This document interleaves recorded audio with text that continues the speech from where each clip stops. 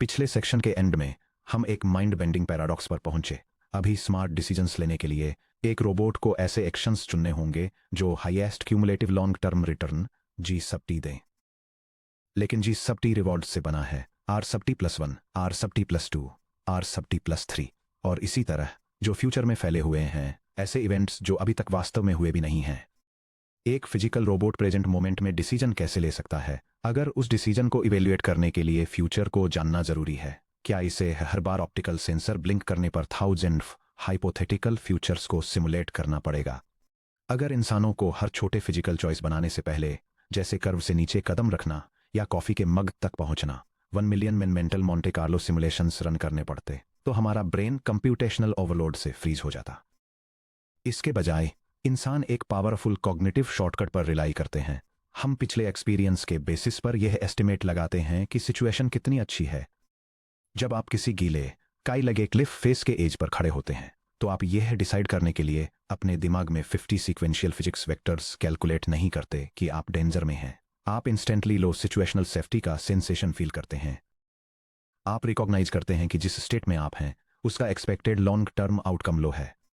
Reinforcement learning में हम अपने फिजिकल एजेंट्स को बिल्कुल यही इनट्यूशन इंजन देते हैं। हम इसे स्टेट वैल्यू फंक्शन कहते हैं, जिसे मैथमेटिकली वी ऑफ एस के रूप में डिनोट किया जाता है।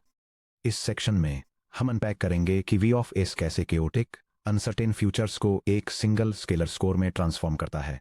इसके मैथमेटिकल फाउंडेशंस को step by step break down करेंगे, देखेंगे कि यह कोड में कैसा दिखता है, और एक्सप्लोर करेंगे कि किसी फिजिकल रोबोट का सिचुएशन का इवेल्युएशन पूरी तरह से इस बात पर क्यों डिपेंड करता है कि वह कैसे बिहेव करने का इंटेंशन रखता है। Section break. The robotic dog on ice, a visual mental model. V of S क्या करता है, इसकी एक इनोवेटिव पिक्चर बिल्ड करने के लिए चलिए थियोरेटिकल फार्मूला से दूर हटते हैं और एक real world physical engineering scenario को एग्जामिन करते हैं।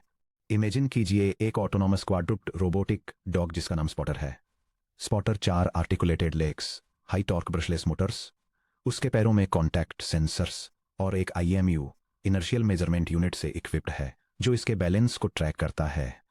यह डायग्राम टू फिजिकल एनवायरनमेंट्स में एक रोबोट के लिए रीइंफोर्समेंट लर्निंग स्टेट वैल्यू इल्यूएशन को इलस्ट्रेट करता है, जिसमें एक हाई ट्रैक्शन सरफेस जो हाई पॉजिटिव एक्सपेक्टेड रिटर्न देती है, उसकी तुलना एक लो फ्रिक्शन IC इंक्लाइन से की गई है, जिसका रिजल्ट नेगेटिव एक्सपेक्टेड रिटर्न होता है। सपोज कीजिए स्पॉटर खुद को 2 ड्रामेटिकली डिफरेंट फिजिकल एनवायरनमेंट्स में पाता है। State SA, dry rubber pavement.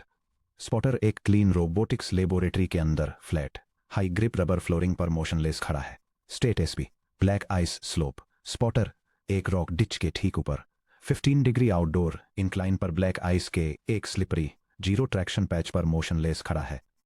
Spotter के एक सिंगल मोटर कमांड फायर करने या एक स्टेप लेने से भी पहले मैं आपसे एक सिंपल क्वेश्चन पूछता हूं, किस स्टेट में होना ज्यादा बेहतर है? इंस्टिंक्टिवली आप जानते हैं कि स्टेट SA स्टेट SB से काफी सुपीरियर है, लेकिन क्यों? दोनों स्टेट्स में स्पॉटर करेंटली स्टिल बैठा है। इस एग्जैक्ट माइक्रोसेकंड पर इसका इमीडिएट रिवॉर्ड RT दोनों केसेज में आइडेंटिकल है, $0। फिर भी state SA immense potential value रखता है, क्योंकि ड्राई रबर पेवमेंट से फ्यूचर मोटर एक्शंस का लगभग कोई भी reasonable sequence stable walking, quick manipulability और सेफ नेविगेशन में रिजल्ट करेगा, जहां GT एप्रोक्सीमेटली प्लस 95.0 है। Conversely state SB inherently precarious है। भले ही स्पॉटर एक ultra precise balance algorithm execute करे, फ्रिक्शन के फिजिकल लॉज का मतलब है कि इस बात की बहुत हाई प्रोबेबिलिटी है कि इसके लेग्स स्लिप हो जाएंगे, जिससे ये इंक्लाइन से नीचे डिच में गिर जाएगा, जहां GT एप्रोक्सीमेटली -80.0 है। यह फंडामेंटल सिचुएशनल असेसमेंट किसी स्टेट एस में होने का total expected cumulative return precisely वही है जो state value function V of S calculate करता है। Section break. V pi of S की मैथमेटिकल डेफिनेशन। अब जब हमारे पास फिजिकल इनट्यूशन आ गई है, तो चलिए मैथमेटिकल हुड के अंदर देखते हैं। एक गिवेन पॉलिसी पाई के लिए स्टेट वैल्यू फंक्शन, जिसे V पाई ऑफ एस के रूप में लिखा जाता है, फॉर्मली डिफाइन किया जाता है। V pi of S equal to the expected value under policy pi of G sub T given S sub T equal to S.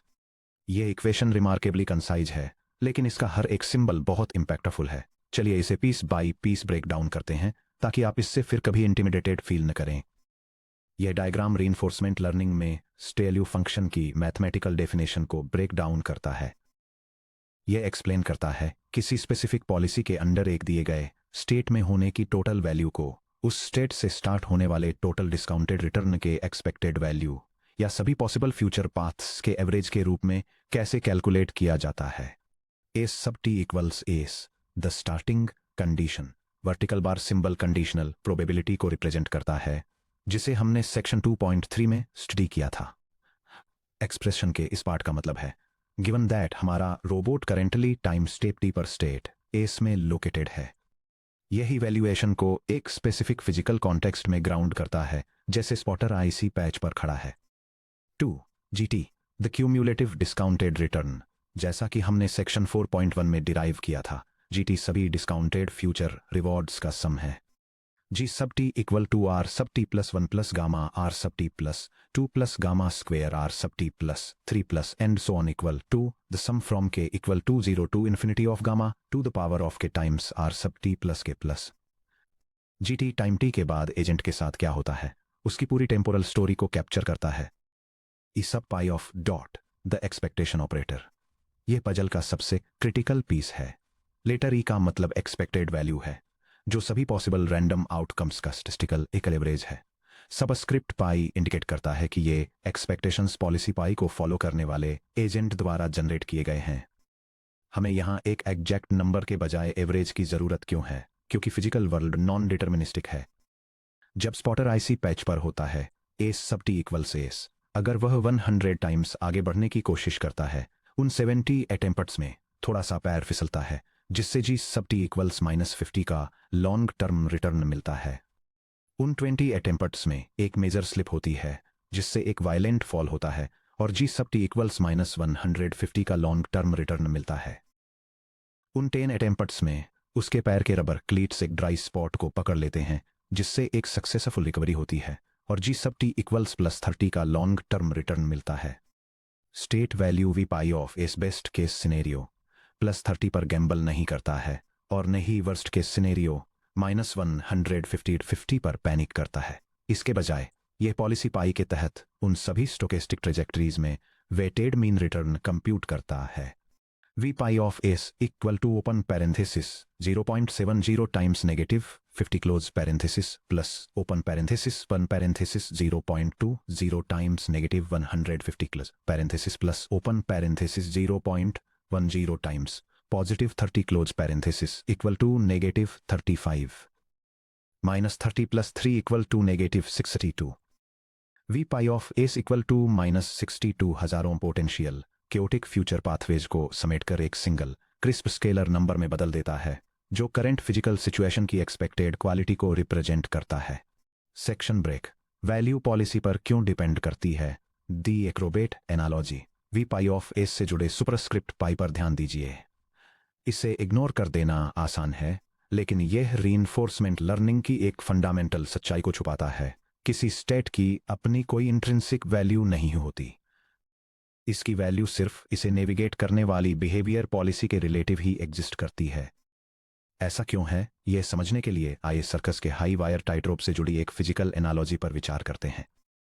The tightrope paradox policy A master acrobat pi expert balance high value V of S equals +90 policy B untrained novice pi novice flail और panic low value V of S equals -99। एक physical state S tightrope imagine कीजिए, हवा में 50 feet ऊपर लटकी एक पतली steel wire पर बैलेंस बनाकर खड़े होना। Scenario 1 policy pi expert the master acrobat के पास finely tuned physical reflexes, balance control और सालों का एक्सपीरियंस है। पाई एक्सपर्ट के अंडर प्लेटफॉर्म तक सेफली क्रॉस करने की प्रोबेबिलिटी 99% है।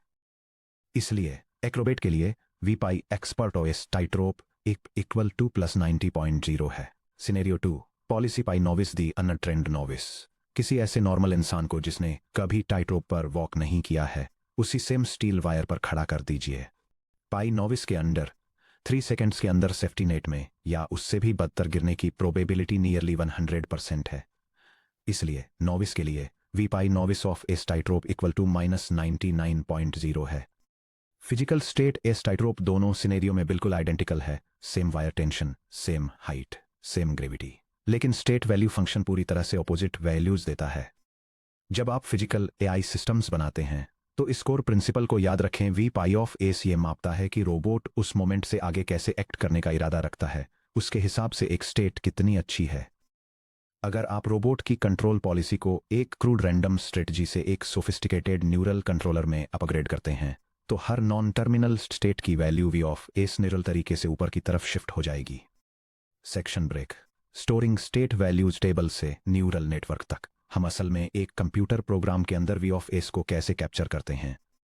छोटे और काउंटेबल नंबर वाले डिस्क्रीट स्टेट्स वाले सिंपल एनवायरनमेंट्स में, जैसे कि एक छोटा ग्रिड वर्ल्ड, एक सिंपल गेम बोर्ड या एक डिस्क्रीटाइज्ड रोबोट आर्म वर्कस्पेस, हम एक सिंपल डेटा स्ट्रक्चर का यूज करके वैल्यू फंक्शन को रिप्रेजेंट कर सकते हैं, जिसे वैल्यू टेबल या टैबुलर रिप्रेजेंटेशन कहा जाता है। आइए एक कॉन्क्रीट पायथन स्निपेट देखते हैं जो ये दिखाता है कि एक छोटे ग्रिड एनवायरनमेंट में काम करने वाले ऑटोनॉमस मोबाइल रोबोट के लिए एक सिंपल टैबुलर वैल्यू फंक्शन को कैसे रिप्रेजेंट, स्टोर और क्वेरी किया जाता है। यह स्क्रिप्ट ग्रिड एनवायरनमेंट में नेविगेट करने वाले मोबाइल रोबोट के लिए reinforcement learning state value evaluation engine को डेमोस्ट्रेट करती है। यह कोऑर्डिनेट्स को न्यूमेरिक यूटिलिटी वैल्यूज में मैप करती है जो टेरेन सेफ्टी, हैजार्ड्स और गोल प्रॉक्सिमिटी को दिखाते हैं।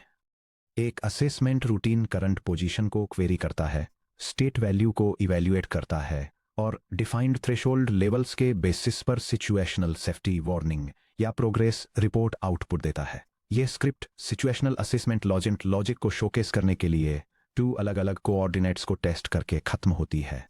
आउटपुट ये log reinforcement learning state evaluations present करता है, जो एक सेफ पाथ के लिए पॉजिटिव स्टेट वैल्यू और एक डेंजरस हैजार्ड के लिए नेगेटिव स्टेट वैल्यू दिखाता है। The transition to physical AI function approximation. Simple discrete environments के लिए एक dictionary lookup V table state बहुत बढ़िया तरीके से काम करता है, लेकिन तब क्या होता है जब हम हाई डायमेंशनल फिजिकल सिस्टम्स की तरफ बढ़ते हैं। हमारे क्वाड्रुपेड रोबोट स्पॉटर के बारे में सोचिए। स्पॉटर की स्टेट 0-2 जैसी कोई सिंपल ग्रिड कोऑर्डिनेट नहीं है। इसके स्टेट वेक्टर में शामिल हैं 12 joint angle position float values, 12 joint angular velocity float values, IMU से 3D orientation roll pitch yaw, 3D linear acceleration और 4 feet touch sensor pressure values. यह स्टेट स्पेस इस कंटिन्यूअस और इनफाइनाइट है। स्पॉटर के अपने डिप्लॉयमेंट लाइफ टाइम में 2 बार exact same floating point joint configuration से टकराने की प्रोबेबिलिटी प्रैक्टिकली 0 है। क्योंकि हम इनफाइनाइट कीज के साथ एक लुकअप टेबल नहीं बना सकते, इसलिए modern physical AI tabular disk को parametric function approximators, specifically deep neural network से रिप्लेस कर देता है। यह डायग्राम रीइंफोर्समेंट लर्निंग में टैबुलर वैल्यू लुकअप और डीप वैल्यू नेटवर्क की तुलना करता है। डिस्क्रीट स्टेट्स के लिए वैल्यू सीधे लुकअप टेबल से ली जाती हैं। रोबोटिक्स जैसे कंटिन्यूअस डोमेन के लिए जॉइंट पोजीशन, वेलोसिटी और इनर्शियल डेटा जैसे सेंसर इनपुट को स्टेट वैल्यू का अनुमान लगाने के लिए न्यूरल नेटवर्क के जरिए प्रोसेस किया जाता है। हम एक न्यूरल नेटवर्क वैल्यू फंक्शन को वी थीटा ऑफ एस के रूप में दर्शाते हैं, जहां थीटा नेटवर्क के ट्रेनेबल वेट्स और बाइसेस को रिप्रेजेंट करता है। Neural network high dimensional continuous sensor signals joint positions IMU readings camera pixels को इनपुट के रूप में लेता है और एक single scalar prediction estimated long term return V theta of S output करता है। न्यूरल नेटवर्क की जनरलाइजेशन पावर की वजह से अगर स्पॉटर खुद को ऐसी फिजिकल स्टेट में पाता है जो ट्रेनिंग के दौरान एक्सपीरियंस की गई स्टेट से थोड़ी अलग है, तो V theta of S smoothly interpolate कर सकता है और एक एक्यूरेट सेफ्टी और रिवॉर्ड असेसमेंट प्रोवाइड कर सकता है। Section break. Connecting back to returns the recursive intuition. Section 4.1 में हमने रिटर्न्स की फंडामेंटल रिकर्सिव प्रॉपर्टी डिस्कवर की थी। G sub t equal to R sub t plus 1 plus gamma G sub t plus 1। चलिए इस रिकर्सिव रिटर्न आइडेंटिटी को सीधे अपनी स्टेट वैल्यू डेफिनेशन में प्लग करते हैं। इससे शुरुआत करते हैं। V pi of S equal to the expected value under policy pi of G sub t given S sub t equal to S। G sub t को इसके रिकर्सिव एक्सपेंशन से रिप्लेस करते हुए V pi of S equal to the expected value under policy pi of R sub t plus 1 plus gamma G sub t plus 1 given S sub t equal to S।